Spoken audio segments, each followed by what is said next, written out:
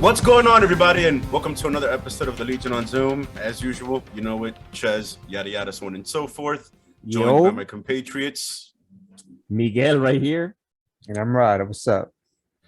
People, Shang-Chi, we've been fucking reading posts about it since they started casting, since they started filming. We endured a pandemic and shit. To be perfectly honest, from the way the movie was filmed, I just want to get it out the way. You wouldn't tell that all this filming endured all it's endured. The film was flawless, and it's like how it looked like the world was fine while it was being made. Yo, I'm actually trying to think about when was it filmed? Like, was it filmed during the pandemic? Yeah, I mean, if it's dropping mid, like towards the end of 2021. Because I know the new Spider-Man filmed a lot during the pandemic, so they have photos of him with the mask on set. But I don't know if Shang-Chi, maybe some of it was filmed like post-pandemic. Oh shit, nope. Filming began in February 2020, so right at the beginning, and then it stopped in March due to the pandemic, of course, and then they resumed filming in August, and then they finished it in October. So in the midst, like right yeah, in the no, totally. Like, yo, shout outs to everyone who worked on that film. Like, you guys hit it out of the park. I'm gonna start it by saying I'm currently on location. I am inside of a dragon. If people want to go on our YouTube and look at the video. The movie was great. I loved it. Holy fuck. Yo, man. The movie was great. It was surprisingly fun. I think I'd like to share like a little bit of the chat that we have ongoing, right? Because I'm dying to hear Rod's thoughts. Because you've heard it. I think you've heard some of it. I think Rod, you were the most skeptical one. You were like, you're like kind of excited about it. But then Rod was the first one of us to see it. Yeah, saw Thursday night. At my local AMC Magic Johnson. Shout out to the Magic Johnson movie theater. Word. You were so skeptical, some might even accuse you of like Asian hate. But go ahead. But I felt the same way I did about Black Widow and the Eternals. I thought you were going to say I felt the same way about Asian hate. These are all movies that I'm not like super excited about. And again, I think it's only because Marvel raised the bar with like their crossovers that the singular features don't resonate as much until you see them, until you see Shang-Chi. Like it's better than Black Widow and Suicide Squad, in my opinion. This thing blew me away, and I'm a kung fu flick fan. Like going back to the original Drunken Master, Iron Monkey, Jet Li's expansive library, Bruce Lee. Like I've loved kung fu movies since probably I started watching superheroes or reading comic books rather. But this hit on both those. I'm like Marvel's greedy now because they've just taken over every genre. Because I feel like I haven't seen a kung fu movie that pulled me in with the story and the actual fighting like this since like Rush Hour 2 or I don't even know, man. Like I don't even fucking know. You know what's funny? I was thinking about that because so when they showed the building with like the bamboo scaffolding, I was like, is that like an homage to Rush Hour 2 or some shit like that? I felt like there were tons of that. Word. Yo, that scene on the bus with Shang-Chi does the jacket thing, takes his jacket off and that's like a Jackie Chan move. No, Word. He's done it in like another film. It's like there's mad nods like that, and how could they not? I think it even starts with him saying, "I don't want trouble." Like that's it. That's the Jackie Chan line. Like, yo, don't fuck with me, please. But if you do, you're gonna get it. And that's what this turns out to be. But yes, dude, I don't think like that even Marvel realized how diverse his catalog was until they attempted, like total domination of everything. Because now they're like, what genre demographic are we missing? Do we have a character for that? All right, put it. Like, you know what I mean? And now they're just like pulling tricks out of the bag. And this movie was so crazy that I think Asian men as a whole are gonna get laid more going forward. I don't doubt it. I think this movie is gonna do is kind of like what Black Panther was for like African American culture here in the United States. I think like this Shang-Chi was just so well fucking done, man. I fucking loved all of it, fucking from the start to finish. And I was hyped. I loved the trailer and all that, but I got more hyped with following the actor, the Simu Liu, following him and how much he was hyping up the movie, how much he was like, look, guys, trust me. We really fucking worked our ass off on this. Trust us, it's really fucking good. I was like, okay, all right. Like, and it did not fucking fail at all. Yo, if it would have sucked, he would have been tight. Yo. Man. Yeah, Marvel has it on lock because like the consumer at this point knows they're in store for a treat.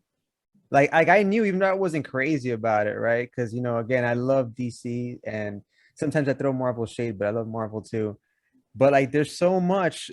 I don't know. I feel like Marvel just fucking nails it with this movie through and through. The acting, the comedy, the kung fu, the lore, word, yo, everything. There's a fucking spoiler alert. You're right. Of Oh, course. wait. Okay, wait. I mean, should we? Because this is a Shang-Chi special. All right. So before we begin anything, spoiler alert, watch another episode or listen to another episode because this whole thing is about Shang-Chi. So spoiler alert here. Spoiler alert. All right, go ahead. No, as a fucking dragon, I felt like even if you strip away all the Marvel, I would have still loved the fuck out of this movie. Word. And then when you add the Marvel, which they did amazingly, the Abomination comes out and looks fucking awesome, right? So you get cool. Wong again. Why did he walk away with Wong though? Abomination walked away with Wong. And that's the kind of stuff we fucking love about Marvel, right? Word. That it's this little scene that I'm sure, for example, I saw it with my wife. I'm sure she was like, all right, whatever. They walked away together. But I'm like, why the fuck are they together? Like in the locker room, like exactly. Why were in the locker room, like, come on, he said, giving them feedback about how he fought. Like, what's happening? And we're gonna find out. We're gonna find out down the road because I trust Kevin Feige with all my life. For sure. I feel like as a big fan of the show, that little part was a shout out to Spartacus. Because like there'd be scenes where like the gladiators would fight and then not every match was to the death. So they'd give each other feedback in the ludus, you know what I mean? Like where they would train. So that kind of, it might not even been a shout out to that at all, but like that was the connection I made in my head. Like that was really cool. But yeah, I thought pro wrestling, that too. Facts. Like they're trying to put on a show as well, not necessarily kill each other in that cage and that underground fight layer that like apparently Marvel has a Lady Shiva now too. I didn't even know about this.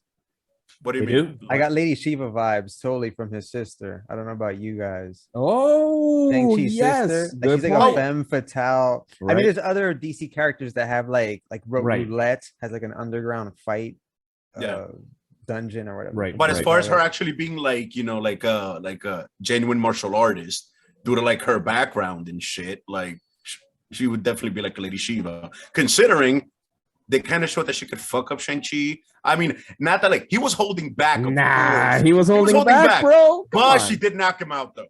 Yeah, she did not. She did knock. She it's pressed like a sucker kick though. He's never been able to catch it though. He like in his training, he didn't catch it though. But he's also, I don't know. Come on, you got to think about it. He hasn't seen his sister in like what, almost 20 years, right there.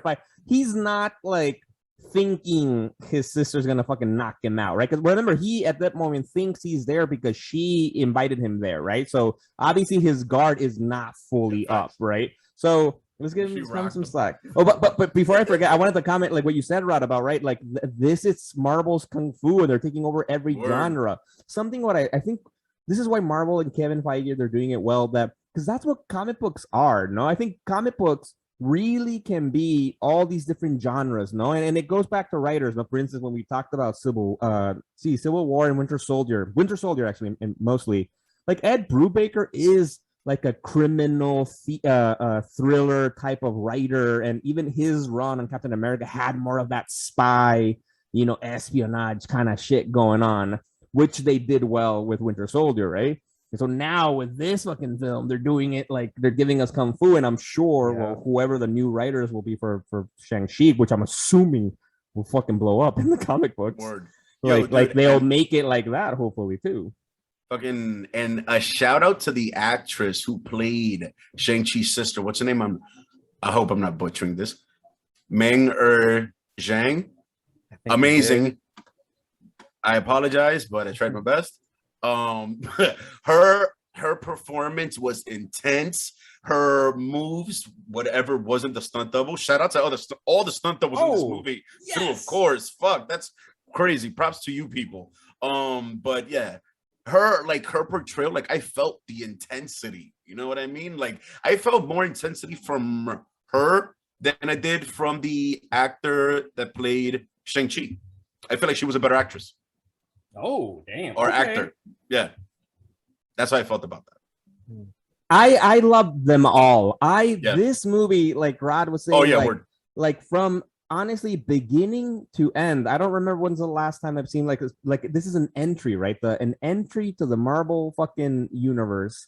From beginning to end, I'm hooked. Like I liked all the characters. I was into all of them at different degrees, of course, right? I think the one I liked the least was the guy with the fucking, machete for a hand. Yeah. That was wavy. Why you hating it? Razor Fist.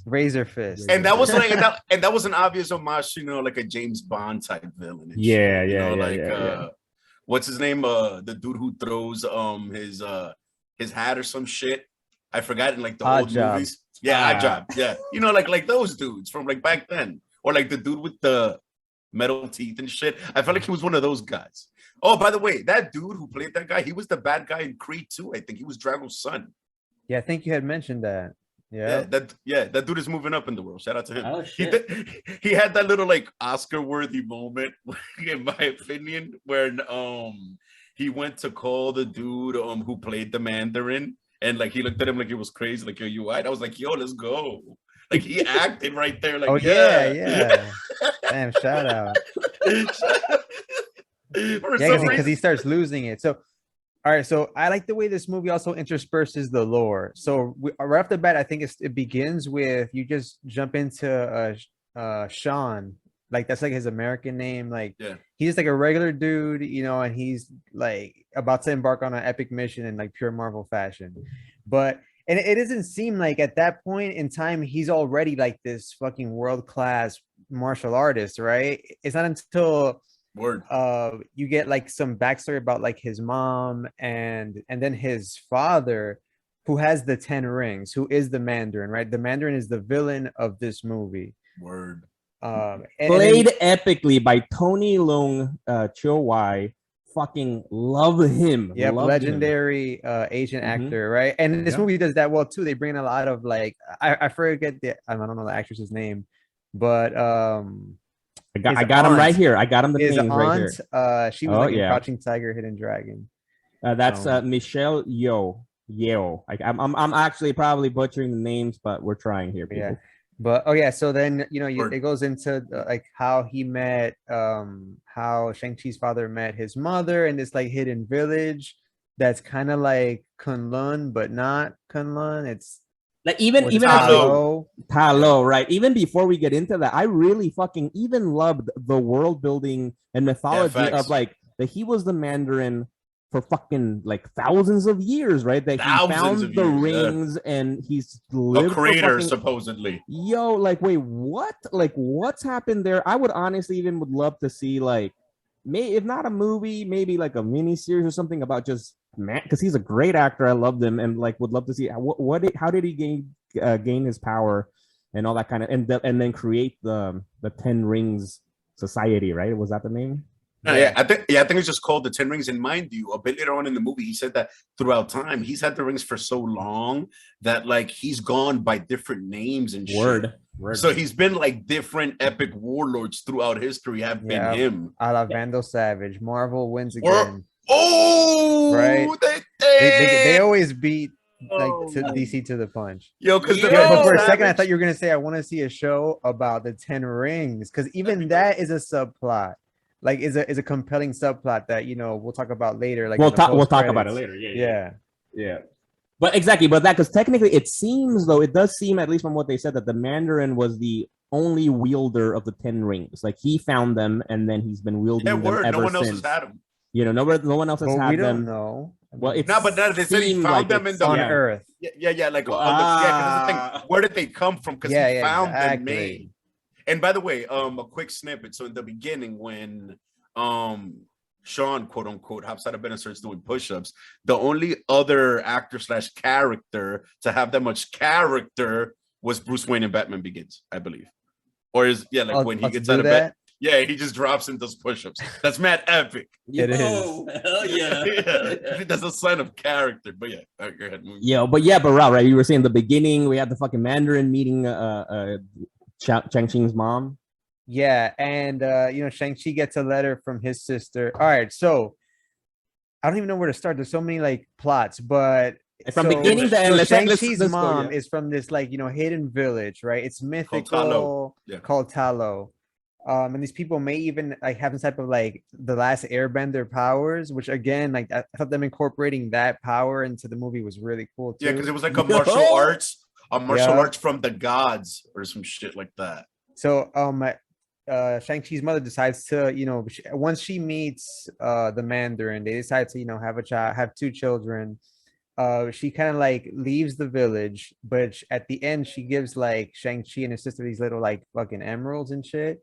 And that's where the plot starts. Like that's where the 10 rings, this like, seedy organization that's started by the Mandarin, they want to get these jade like pendants back. Right. And exactly like in the way you're saying, something that I loved about this movie was that it really kind of took a while to really understand, wait, what's the plot? Like what's happening? But not in a bad way. Like I didn't give a fuck. Like I was into it, right? Because like it all tied together. Yeah, because what you're describing about like the pendants that they were given by the mom, we don't find out about that until later on. Like we kind of find out that Shang-Chi is born to them. We see this crazy, awesome flashbacks, right? With like Mandarin fighting his mom, like the Shang-Chi's mom, epically with the airbending powers and like beats his ass. But then we get that awesome fucking fight scene on the bus, right? Where we see Shang-Chi finally let loose in front of Aquafina, right? Who's never seen him do all of this. And then because they're going after the pendant that he has, right? On the necklace thing. And at that point, I'm like, I don't know why they're targeting him, what's going on, but I love it. I'm I'm all in. I'm with it. God damn, the action shout out. I do think also to the stunt coordinator, the choreographer, Brad Allen. Oh my God, all the fight scenes in this movie were fucking dope. Dude, the fight between the Mandarin and his mom when they meet, that shit was like love fighting. Yeah, like it was crazy. That scene was so, the cinematography was fucking crazy, phenomenal. Which like I don't know why they never really explained though. I'm not a fan of that. Like, okay, I get why the Mandarin could control the rings. He found them, he has them on, he has 5 at a time, he can call 5 back, he never takes off all 10 really. Somehow the people from Talo can control the rings though. You know what I mean? Like that I found a little bit like, okay, they never really explained that. Yeah, there's some magical property to the village of Talo. Unlike Wakanda, which is like all technology based, right? Yeah, this is like a contrast to that. There's more mysticism with Talo. Oh, word, yeah. I mean, and I assume it has something to do with like, okay, so at some point later on in the movie, you actually get to see like this village, right? But it's only part of a village that's part of a broader peoples or group anyway.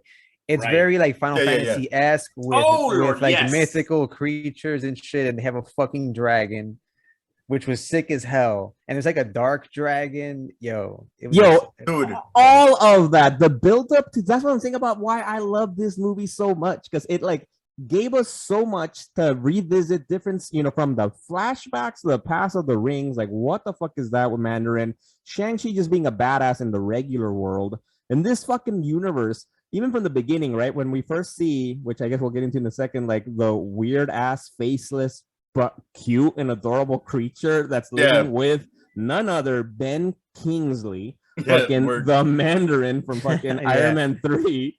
And even that, like, I love the whole they tied up that loop. Right, like the whole mystical part of that about like trying to get into the portal that the fucking bamboo trees are moving and trying to fuck with you, and like that.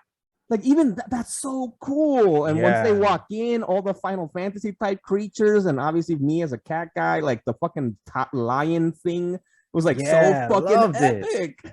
Loved Yeah, it. dude, like the visuals were crazy. And a quick deep cut. I want to give a quick shout out to the original flying dragon dog thing from the Neverending Story. Falcor that blew our minds. As soon as I saw the dragon, I'm like, oh shit. Like that was the first thing I thought about. But yeah, dude, the village was amazing. Like the temple dogs and all the creatures, like the CGI was off the hook. And I would have enjoyed like a little montage of seeing him put on the armor because it was like, yeah, your mom had this made for you. Here you go.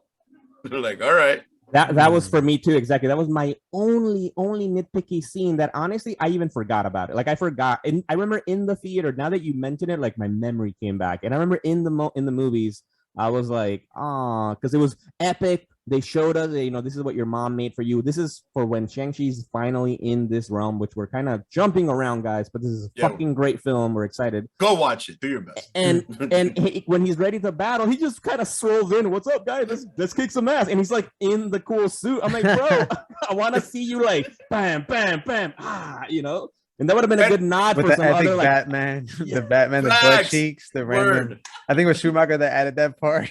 Like bat nipples, like straight up. And mind you, it was just a shirt because homeboy had regular pants and I think just plain sneakers. It was just a shirt, but it was made out of dragon scales, which was dope. Oh. And I must say, I'm gonna get hate for this. I'm not a fan of so I get the whole buddy thing, between him and Katie. I don't understand how she was thrust into such a place of prominence in the lore, just being his buddy. You know what I'm saying? Like, what do you mean prominence in the lore? Like, I don't want what prom. Like, what do you like? mean? This is me jumping ahead of these. So, in the after credit scene, when they're talking to Wong, right? They're like, Damn, we're all the way in the after see? credit scene. Damn, I got dude. beef. Oh, Yeah. So I like, know what you're they're- gonna say. yeah, Go ahead. so they're like, yeah. so they're like the both of you, like your lives and trajectory. They're like, I'm like, he's the martial arts expert. She's a regular person that just learned archery 4 days ago. And got one lucky shot. Yeah, like, That's so hard. what does she have to do with any of this? Like, what the fuck? That doesn't make any sense. Man, Why that's you just play? that's because Wong is cool as fuck, and he doesn't know this shit. He just sees like Wong and fucking Strange were like buddies. He assumed the Shang-Chi and Aquafina were more like a team, and he's just like, I'm assuming later on Shang-Chi will be like, don't invite her next. Well, we're getting ahead. Wait. Tess is underselling the power of love. All right. What? I think like just like Captain Planet, Shang-Chi is powered by many things. And if you watch the movie from the start, Katie is there. She's like Mary Jane. She's like Pepper Potts. Mm-hmm. All these women, right, that are integral to the character. Like and if anything, dare I say, even maybe a little better than them, at least the movie versions that we've seen, because Pepper Potts and MJ are all very typical damsels in distress. Where Katie, played awesomely by the comedian Aquafina, was not like that. And like I loved her role because she wasn't like typical damsel in distress. She obviously needed to be saved a few times, but also not traditional like sexy love kind of scenario. Yeah, I was thinking more like Blue Falcon and his dog, like that type of sidekick relationship where like he's comedic, but for some reason the main hero needs her or him. Yeah, now I was gonna mention that I like how they like slipped in a love story, I guess, because they're kind of like best friends or something. I don't know what's going on, but it kind of turns into something as the movie progresses. I don't know. Either way, I found that part compelling too. Like the whole shebang, everything. Actually, I felt it was the other way around. I felt very refreshing. I'm like, hey, they didn't turn this into a love story, and they kept it 100% platonic throughout the whole thing. Like the one, I was gonna say. No, yeah, I don't know. Like you're right. No, you're right. And but I think that's what's cool about this. What I liked about it, because they did give us hints at that there might be something more there. A little bit. Like obviously from the typical grandma telling him, from the very beginning when he goes to pick her up for work, that he's like, she's like, when are you gonna marry her? And And it seems, and even actually, for example, in the beginning, when we see them talking about their stories of things they've done when they were in high school or whatever, they're talking to another couple. I don't know. They do look like kind of like a couple. You know, Yeah, I they guess may so. just be good friends. But you're right. But like, what's Yeah. cool is that they didn't like necessarily lean into it too strongly. They didn't have to have a make out scene or anything or a moment where they confess to each other's love. Because that's not the story. The story is fucking the 10 rings and everything else. Fair going enough. on, Yeah, you know? fine. And also, one more other beef. This was from way early on in the movie. Like, I love the movie in so many ways, but it's fair to point out like it's downfalls in my opinion. So Shut your mouth. So when the Mandarin post, you know, like the kids are born and they live together in the compound, he's disbanded his army, right? So he lives in this giant compound with his family and shit in the mountains. He goes to pick water or like some type of food or whatever. How do these normal random thugs get into his compound that's mad isolated in the mountains? It's not like they live in a village. You know what I mean? Like when they're looking for him and then they kill his mom. Like, how did those dudes get in there? You get what I'm saying? Like, yeah, right, exactly. So for the people out there, right, you saw how like the 10 rings are in this awesome compound, like in some fucking mountain, like traditional, typical, like you thinking the Tibetan fucking the Alps and like shit. A monastery and shit. Right. But when he quits, stop, he quits using the 10 rings and then just lives his normal life. I don't know. I'm assuming at least it might have not been like a mythical place. You could probably just get there by climbing or who knows, maybe even driving. I don't know. Like, especially because even at the end when we see the scene of people being trained, that like it doesn't seem like it might be that hard to get there. I think the problem before was probably that they had mad guards and stuff, and at that point probably he was just all like, "Oh, it's all good. But I don't need protection." That scene hit though. Like that scene because like first of all, a big group of dudes come out, and then it's like a secondary like platoon of other dudes come out because you think like, okay, she could probably whip all those dudes' asses, even though she's separated from her village. And I think she says that like some of her powers come from there. But she apparently took a whole bunch of them out like before she like died and shit. And I thought that scene was really powerful because then the dad goes to get revenge, and you get one of the grittiest, darkest scenes I think in MCU period. This guy kills like 5 dudes with the 10 rings. Word. And that last one, right? Because for the fans out there, this is like when the mom is killed, and then he goes back to, I'm gonna go full Mandarin on these people's asses, and I'm gonna take advantage for be parent 101. You gotta teach revenge to your kids, So he as a good dad that he was, he takes Shang-Chi with him in a little cute little suit and everything. Like he's like dressed up well and everything, like to go to this like random little like casino or some shit, like where they're gambling to fuck these people up. But that last fucking kill that he did was in front of Shang-Chi, right? Like the guy's on the floor and he just like uses the rings as a power blast. Boom. And fucking we're assuming something that I love that you mentioned that those scenes were very powerful. The death of the mom is that it's a scene we didn't even really see. We didn't actually see the fighting. We didn't see her get butchered or anything like that. I think that speaks highly to the storytelling of the movie, that it was a powerful scene without actually seeing it, Yeah. Zack Snyder would have shown it though. OD. In gruesome fashion. in mad dark tones. And like slow motion to a moment. Yeah.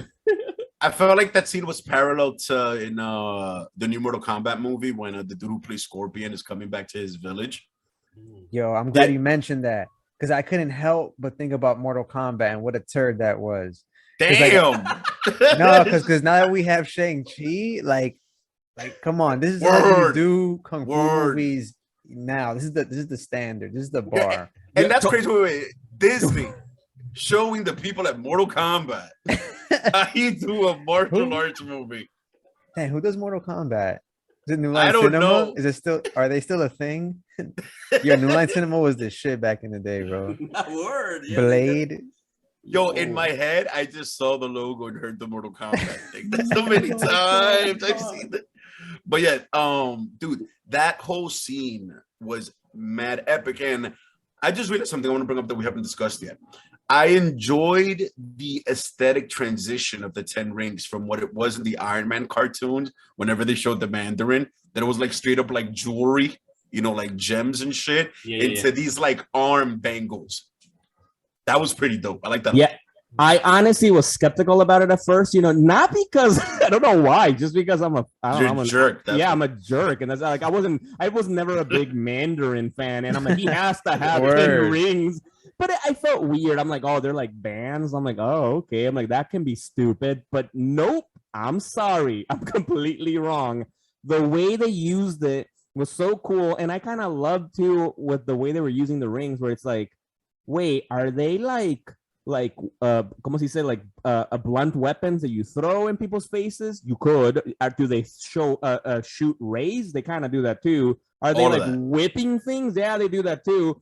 I'm for it. I loved it. I'm like, you can do almost anything with them. I'm like, they fucking float around them just because. Like, I'm sold 100%.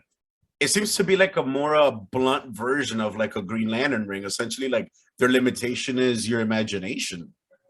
Because remember, like at the end when bars, because then when Shang-Chi respect the game. Because when he goes to go ahead, bro. Just got stuck. Gems, yo. Damn. Message. Changing lives. Word. Right. When he goes to kill the last boss, like he steps on them and shit. Yeah, I mean, fucking I'm a gamer. Like a video game. Yeah, word. Like he swings off of them, he steps on them. So it's like you can do anything with them. Essentially, and Shang-Chi's already epic, right? He's like the best martial artist on the planet, from what we know. And also, like, because he withstood a pretty strong blast from his father at one point. His father hit him in the chest. That's when he goes into the water. Shirt. Oh, the shirt. Dragon armor. Dragon skills. Go. They got you with that. You bugging, bro. That shit would have put a regular Joe Schmo.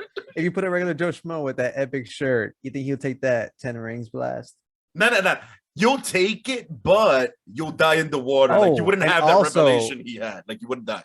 But what was epic too is that, like, okay, so there's like this epic gate, right? And behind it is like a dark dragon. This is Game of Thrones type shit, where the Mandarin's hearing his dead wife, you know, who gets killed by like the Iron something gang, Iron Fist gang. I forgot what it was called.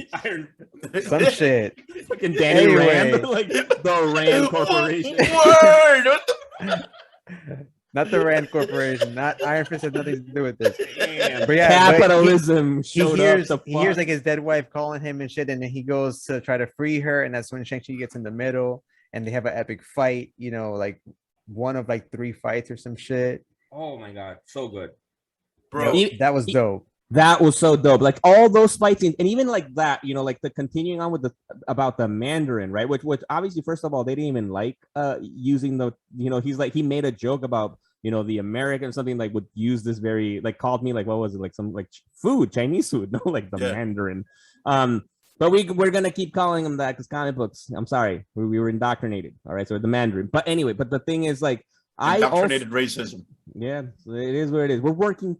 We're trying, people. Okay. What other name did he go by? Did he have another one or not? Nah. I mean, there was like his actual name. What would people call him? Then it was like some of the name he dropped like throughout history that he had, but he said that kind of quick.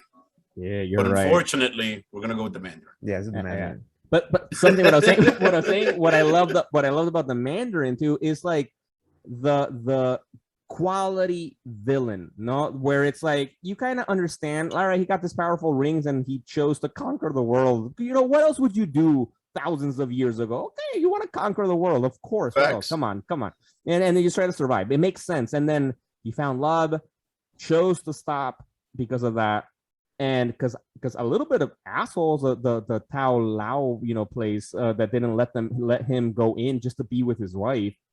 But you know, that aside, I really love that. Then, you know, we had the death of his wife that drives him back to villainy, which is like totally relatable. Like I can understand that.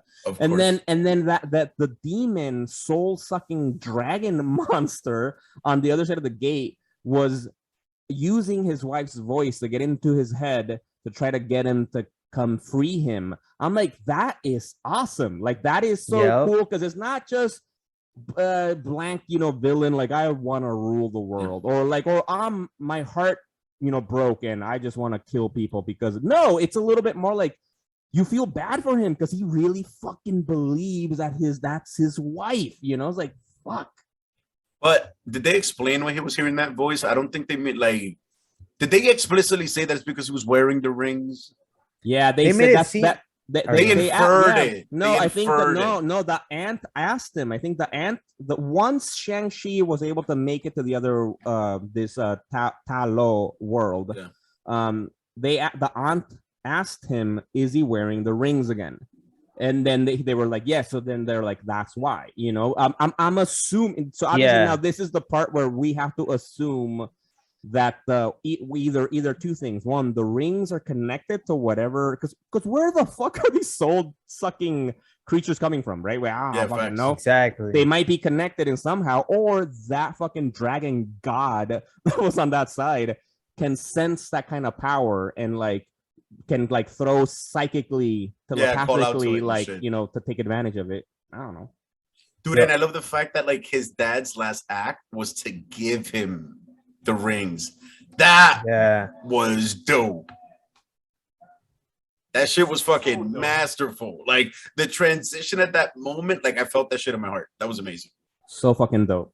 And and speaking, no, go for it, Rod. All right, well, quick thing, this makes for an epic trilogy too, because not only are we sold because we have epic trilogies like Captain America and Thor that we knew tied into something like the Avengers, right? But Shang-Chi's kind of doing its own new thing, right? Because almost nobody knows much of the story.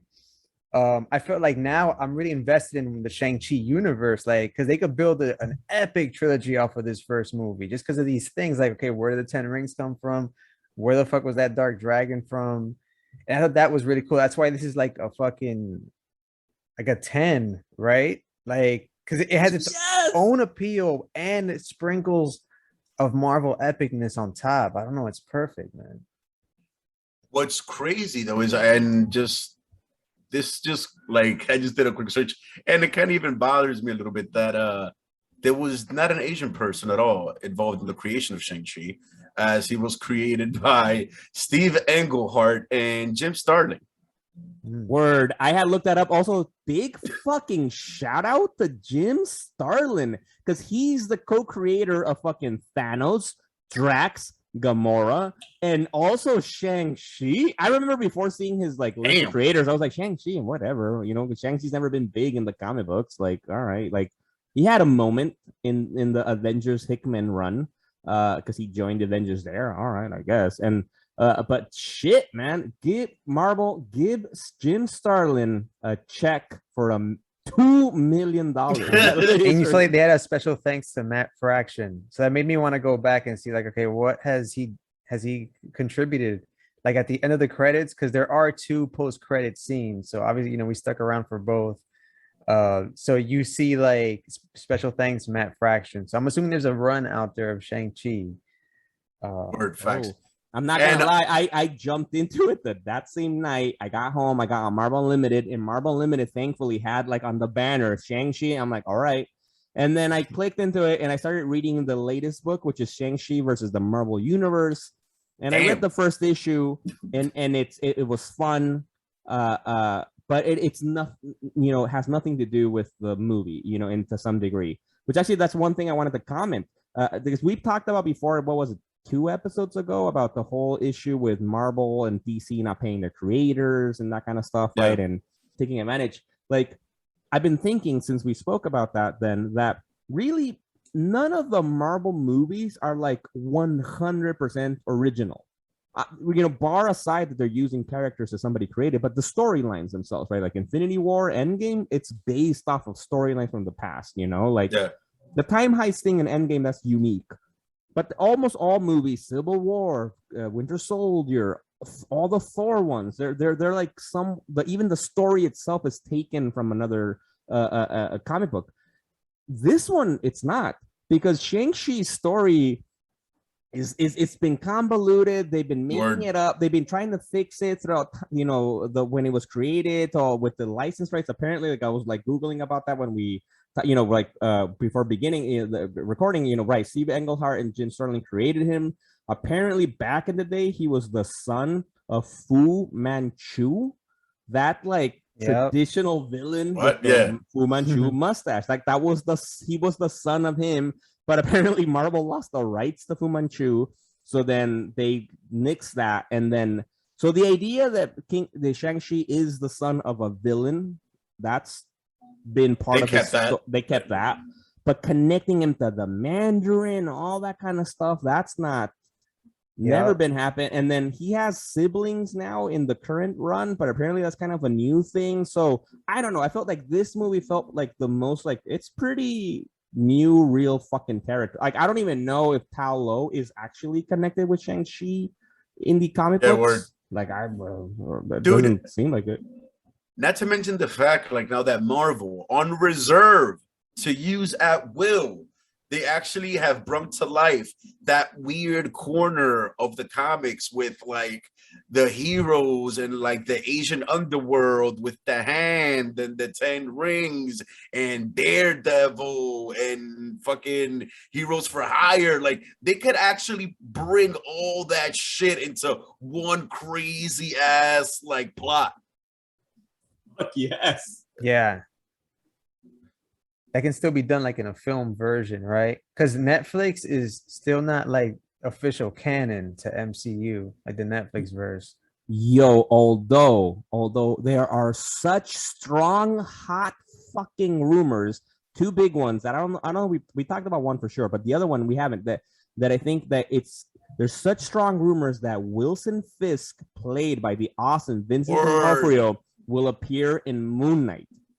Speculation is that the episode where that comes out on Moon Knight is going to be around the same time that No Way Home comes out, Spider-Man movie, where we're going to see Charlie Cox as Matt Murdock, Daredevil, in the Spider-Man movie, making all these wonderful series canon. Meaning, I hope. Even though this is completely out of left field, we get John Bernthal as Frank Castle back. Hopefully. Out of all of this, that's all I want. I don't even care about a Shang-Chi fucking trilogy. It's like if this somehow makes like all that stuff for Netflix canon, we can get Bernthal as Punisher. Fuck. But damn, dude, yo, man. Shit, overall, man. The movie was fucking mind blowing. To be honest, it has one of the like some of the best fight scenes I've ever seen. Point blank. Personally. I felt some of the fight scenes, we've talked about different ones. I felt I got a little bit of like Dragon Ball fucking Z or anime at the end. Yeah. You know, when the dad fucking the Mandarin fucking shot fucking Shang-Chi into the water and the fucking water opened up and he fell in. I was like, that's so fucking dope. Like it reminded me of awesome anime, like, and then he breathed the oxygen or breath of the dragon and was, oh my god. Dude, and they even got Dragon Ball Z right in the this movie literally has it all, like everything you ever wanted from a kung fu movie you're gonna get it here. It's crazy how once again Disney had to show every Asian aspect of like filming entertainment. This is how you do it. Like, hey, people that tried to make Dragon Ball Z live action movies, this is how you do that. Like, he almost beat his dad with a Hadouken. You saw him making a Hadouken. I'm like, oh shit, it's the only way to end it. And then they flip it on you. He's like, nah, I'm not gonna Hadouken you, dad. Dude, it was the only thing I would have liked is, oh man, this is why instead of a 9, I give this movie an 8.5. What? I'm not saying a 10 just because like I don't do 10s like for like I've yet to find a 10 as far as the movies go. But like I would have given it a 9, but I give it a 8. I wanted half a point because I wanted more intense scenes between him and the dad emotionally. Like I feel like the dad him could have like yelled at each other type shit, like your mother's in it, like you know what I mean? Some shit like that. But it's like no, like I feel like it was almost too bland, the scenes between him and the dad, considering what they were fighting for. Like in the power. Is they that have? cultural though? You imagine? Are you No. low-key hating? No, I honestly, not necessarily as a joke. I do bring that up. I do think it might be a cultural thing, you know, because like you were talking shit about all these other movies that have been, you know, not doing Mortal Kombat well. Fucking Dragon Ball Z movie shitty. Like even the Avatar or the movie was shit. Compared to the series was not really made by Asian people. It was white, I think, white people. But anyway, but the point is like a strength of Shang-Chi was really led by a lot of an Asian centric cast. You know, the director's Asian himself. I know his background, but like the screenwriters, everybody was involved. And so that's something I remember that Simu, the actor for Shang-Chi, Simu Liu, was vocal about that. You know, it's actually by us for us. You know, and it's like I fucking love that. So you're right. I don't know. Maybe that's not like part of the, because I did love that one moment where the dad, Mandarin, for the first time was honest and told him, right, like, you let your mom die, like you were there and didn't do shit. Facts. That hit me. That was like, oh fuck. I'm like, He's a savage. yo. Fucking. Oh yeah, and also like people keep talking about it. Like we really haven't said it yet, but that's one of the best MCU villains thus far. I would say, like, what have been like the top MCU villains? Like, we've had a bunch now. We could come up with like a top 3 or top 4. Easily. Yo, was he even a villain? I mean, you know what I mean, though. Like, No, I do. I'm not even trying to be like a contrarian, dead ass. Like, I just think like. Well, okay, wait. Let's consider the aggregate, though. I kind of felt like they didn't even give us a villain. And I knew there was something else coming, like a Dormammu. I'm like, because. Like you said, like him and his dad were just chill, like, what's up? How you been? Mad chill with each other, right? And even though they met intensely, like an epic fight scene, and they just meet and then it's just all relaxed after that. Loved it. No, wait, like, but dude. Wait, like that scene, because this was this, we just saw Abomination fight Wong, then the fucking kill crew for the 10 Rings shows up, big ass battle, bamboo fucking scaffolding, Aquafina almost dies, saved by the epic shit. The trainer, right? I forgot the trainer's name, comes back. That character was dope. Character was dope. They're like Shang-Chi's about like to kill this person, like it's epic battle, and then the dad shows up, and then they literally hug and like put forehead to forehead. I'm like, what? How is that like that's 180? Met suppressing intensity, like that shit was fucking crazy. And the movie theater, I was like, "Yo, what's going on?" And then like Shang-Chi the whole time, he's like confused and kind of chill about the whole thing. He's like, "Okay, I just gotta go do this, I guess." But yeah, dude, I give it, just because of that, fine. Like, I'll give it an 8.75, but just because there was 8.75. Because there was can we not do like the 0.75? Wait, no, because I want to know, Ches, what did you give Black Widow? I don't remember. I think like, let me ask you this: is this better than Black Widow? Oh hell yeah, D. I'm pretty sure. I think you gave it an 8.5 for Black Widow. I find it by default. I give it a 9 because it's just like that whole thing. Just like there was some scenes where like, why are you not yelling at each other? Like the fuck, man. And yes, what I was gonna say. So and he was evil because according to the aggregate, the law of averages. He was only not evil for a brief period. Yeah. He was slaying people for thousands of years, met his wife, stopped killing, his wife died, started killing again. So for most of the time, he was Bison. Bison. Damn, but is that evil? Because like Miguel said earlier, like what do you do? No. Yo, but think about it. No, that's not what the average man did. Yo, think about it though. They didn't have the. I go. Like, come on. Guys, the first fight scene, the first big epic fight scene on the bus, yo, they're trying to kill Shang-Chi. So and then when he meets his father, right, in this awkward moment after an epic fight, he literally tells Shang-Chi, I told them they couldn't kill you. Thanks for making me proud. That's fucking evil father 101. Yo. Facts. Because if Shang-Chi would have been killed, he just would have been like, disappointed, like, you could have been better, son. You know, like, facts. He sent them to kill him because he didn't really need him ultimately. Because he really needed was the pendant. Yeah. Right. But they tried to kill Shang-Chi. Like, trying to kill him. Okay. And all the passengers on the fucking bus. They didn't give a fuck about that. Those were not non-lethal slice attacks from Razor Fist. That blade was Fist not is skillful because he took the pendant too. OD. OD. Yes. Yeah. OD. He He was survives. he was like what Ubu was to Ra's al Ghul, I guess. You know what I mean? Like, Yes. deep cut. Nice. Ah, yes. So fine. I give it an oppressive 9. I already said it. 10. Yeah, but I'm gonna go with Rod. I'm gonna say motherfucking 10, guys. This was a great fucking film, dude. And even we Facts. haven't talked about the fucking post-credit scenes, guys. Let's get into that. Word. That's exciting, even without including it in my review, you know, because I wanna review the film based on the film itself. But then the post-credit scenes, how it potentially connects to the next phase.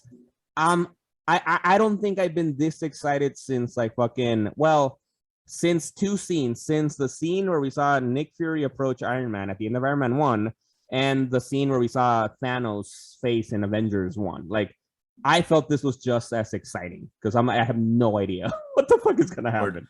I mean, first, 2 things. One, where do you guys think you're gonna see Shang-Chi again? And second, where do you think the 10 rings are gonna come back? I have a prediction for both. Wait, he's in current at the end of the movie, he's in possession of them, right? Well, no. Actually, they're left at the fortress with Strange on the Sancto Sanctorum, it looks like. Because like they're on the table with Wong, he's analyzing them, then they just leave them there, and then they go get drunk. They go I do feel like karaoke. Shang-Chi with the 10 ring. I mean, he obviously can't wear them forever, right? Because he may become corrupted like his father was. But when him with the 10 rings, he becomes like a upper tier Avenger character. Facts. Right? He becomes like below Captain Marvel, obviously, who's also in this movie in the post credits, but like above, maybe like at a Iron Man tier. Exactly. So maybe I don't know, maybe higher. I more. don't know. Yeah. Yo, guys, that last scene when he killed the dragon, like he also showed us mastery of the rings in a way we haven't seen, right? Because he's first of all, he's fighting a soul sucking dragon, right? And he throws the rings into the fucking dragon's gut, and as he's falling, he's doing this epic fucking kung fu moves to explode the rings inside the dragon. That's incredible. That's I don't know. And he did have a lot of help from the good dragon, because the good dragon was creating like a tornado around. Yo, that dragon was fucking epic. Oh my god, that shit was crazy. Fucking dragon in this movie. Oh my god. And like, and what I love that, like, and not in a cheesy way, because I don't know, I feel like honestly, it could have gotten cheesy at any point. Like when the dragon comes out, like you could think like, oh, okay, like, but no, like it was just so tastefully done. Even the movement, the CGI for the dragon was fucking cool.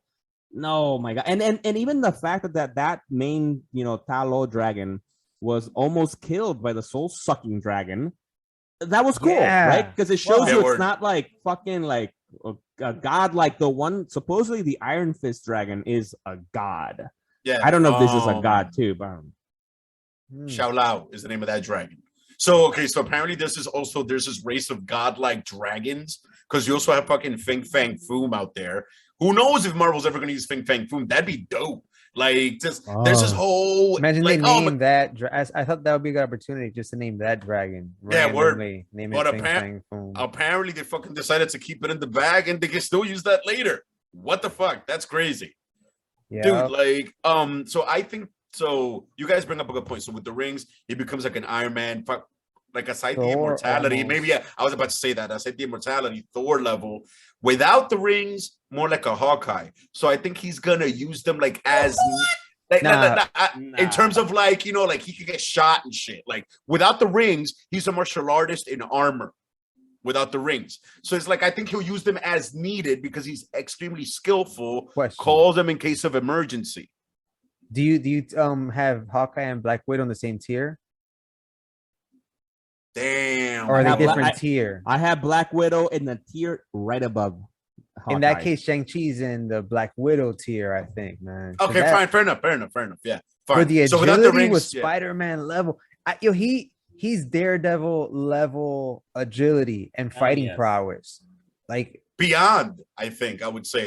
Dude, Yeah. remember, like, Matt Murdock was trained by Stick, and he's a metahuman, even though Right. like people turn like he's a metahuman. No. This He has kid- powers. He has powers. Yeah. This kid was fucking beaten to shit in the mountains of China. Nah, he's above their level. I'll say that.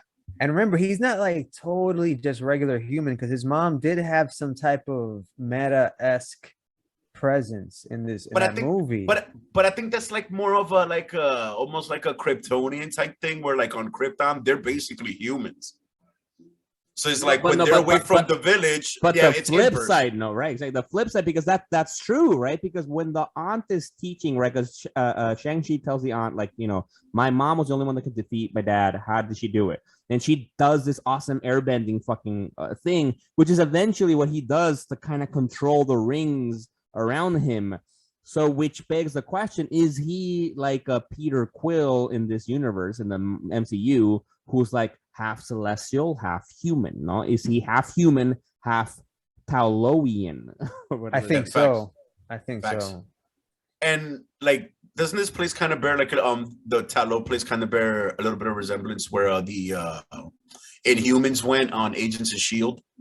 Wasn't this kind of like an Asian theme to that place too, like a city in the clouds or some shit like that? Adelan, right? Yeah. So Yeah, was that the name of the place? Yeah, I think so. Something like that. Yeah. Yeah. But that's on Earth though. That was on Earth. Ah, okay. And this is supposedly in another dimension. Universe, right? Exactly. Like, yeah, like fuck. I don't know. quick Google searches. I had no idea. Apparently, Talo does exist in the comic books. It's also called Taluo Tian, the Great Canopy of Heaven. Apparently, per MarvelFandom.com wiki, it says it's one of the god realms among the inner planes, whatever that means, a small pocket dimension adjacent to Earth and the home dimension of the Chan. Which I guess, and I clicked it, it's like a race of people with powers. I don't remember any of them. And it's the highest of the 36 heavens of the Chinese gods. And it has interdimensional nexus between Earth and Talao that exist in these epic, like it says, 5 great mountains and shit, which I'm assuming we saw one of those here. Like, what is this epic trilogy? Yo, fuck Talo, fuck Asgard, fuck every single place that's not Earth. Fuck, man, I hate that shit. Yeah, make it less confusing. Like now, I'm assuming there's like an Asian version of Odin out there somewhere. Just blew my mind. Yes. Fuck, like it makes sense. Like every culture has like their own. I guess Marvel has to make an epic Latino superhero with like mad lore because they have like Panther. I don't know if you want to consider Thor like a European white people. You have Shang-Chi.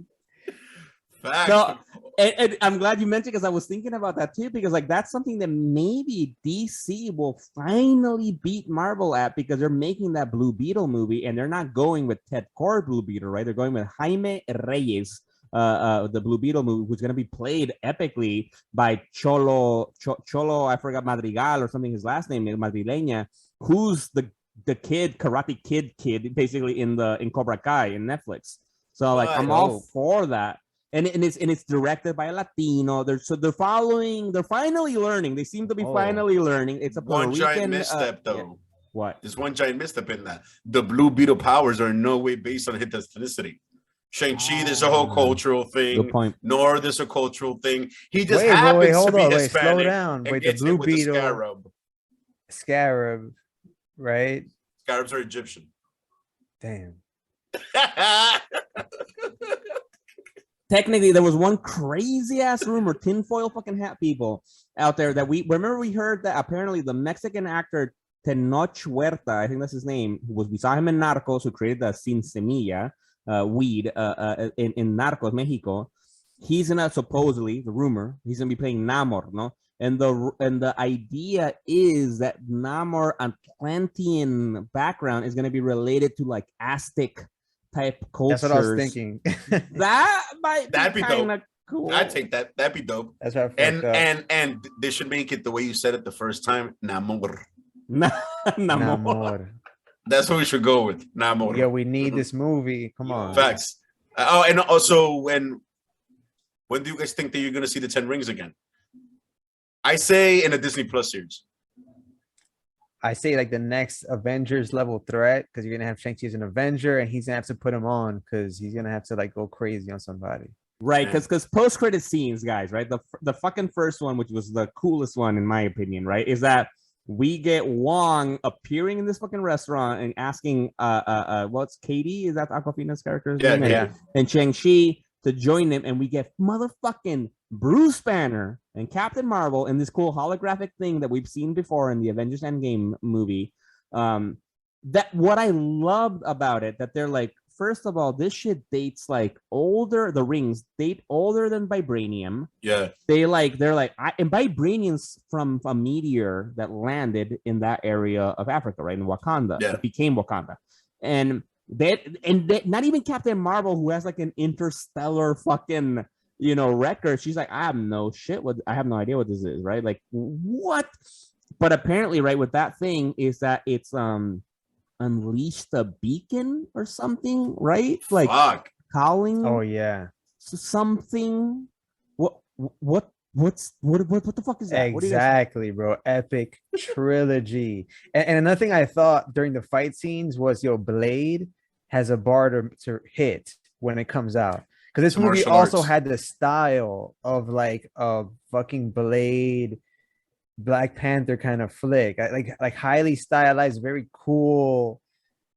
I don't know, man. They just nailed it. And the second post-credit scene is like his sister inherits the Mandarin's empire. She had her own underground fight ring empire, and now she's like, absorbed or is dismantling. I don't know. Either way, that was a badass character too. Shit, bro.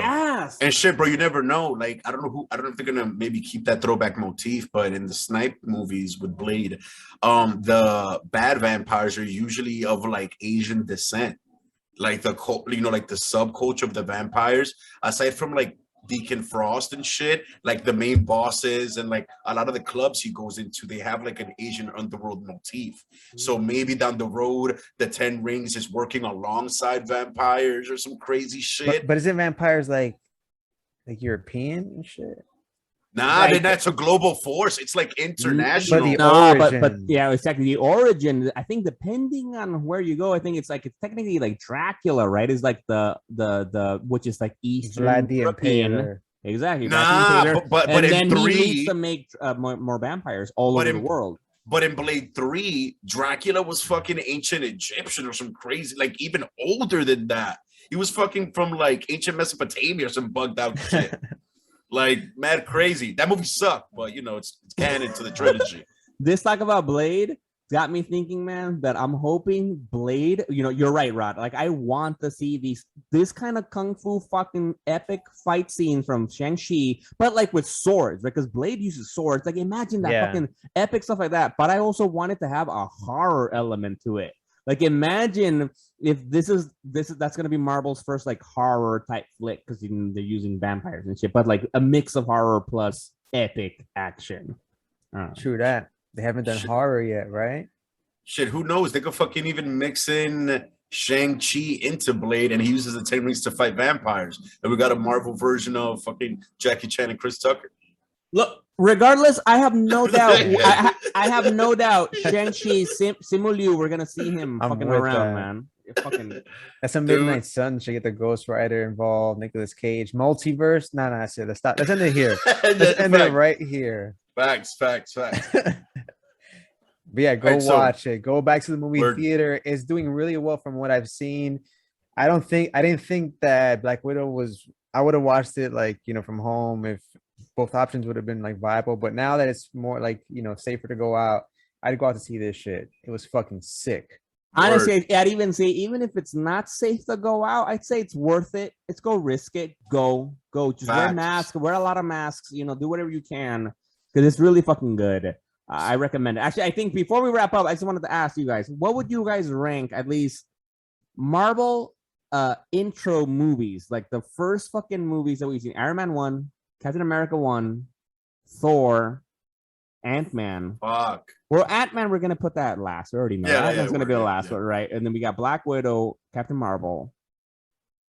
No, Captain Marvel's last. What are you talking about? I think Ant-Man was better than Captain Marvel. I agree. But anyway, great fucking question. Hold on. Let's Great And do it. fucking best Rank question. origin them. movie.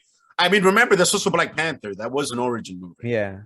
I'm So gonna fuck. write them. I'm gonna write it in Shang-Chi's the better than chat Black before I Panther. forget, right? Because we have Woo!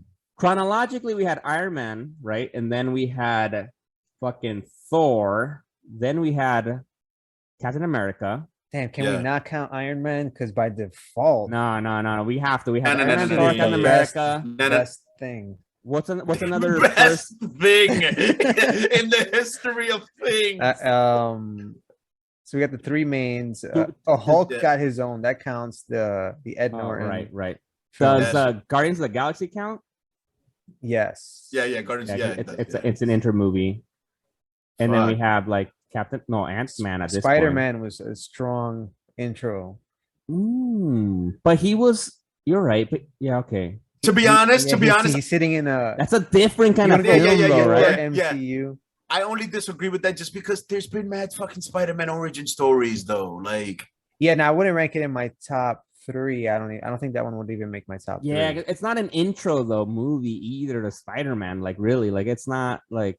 Wait, I thought Civil But War it was more is, of an though. intro to Spider-Man because Civil War showed us like him using the crappy suit, and Iron Man approaching him. Like for me, Civil War is more of an intro Spider-Man film within everything else.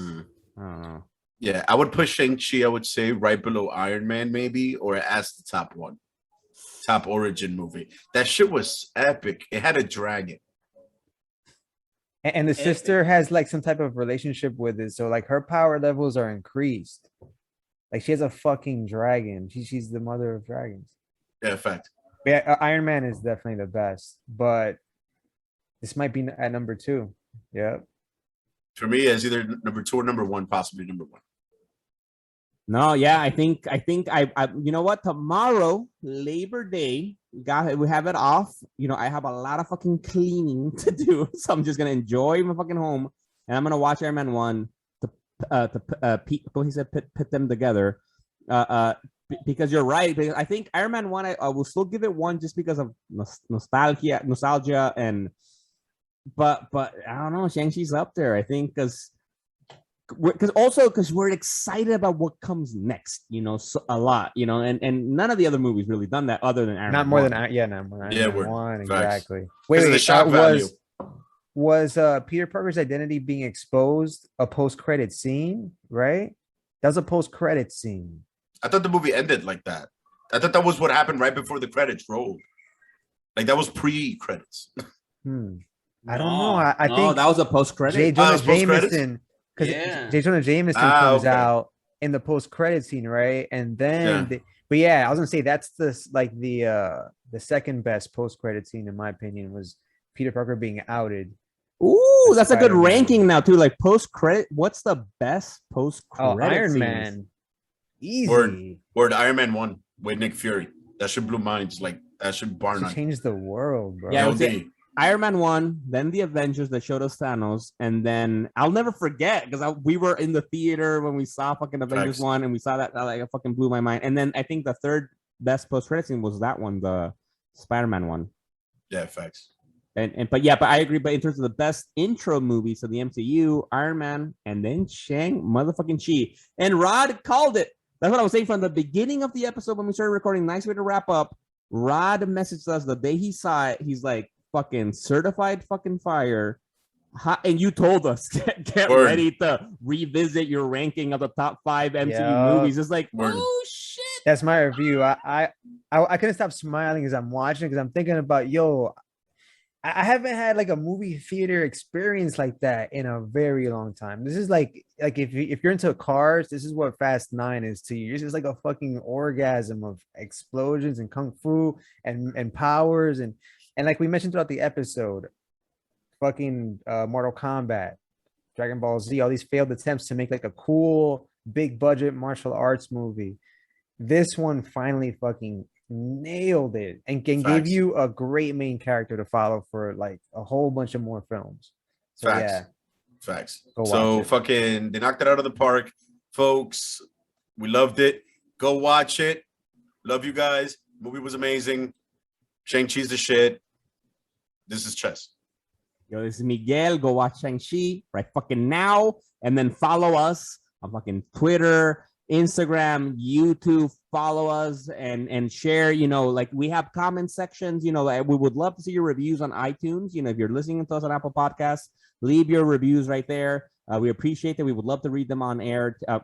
You know, when we record. But definitely show us some love. And we look forward to the next fucking review. All right, this is Rod. Peace out, people. Later. Peace.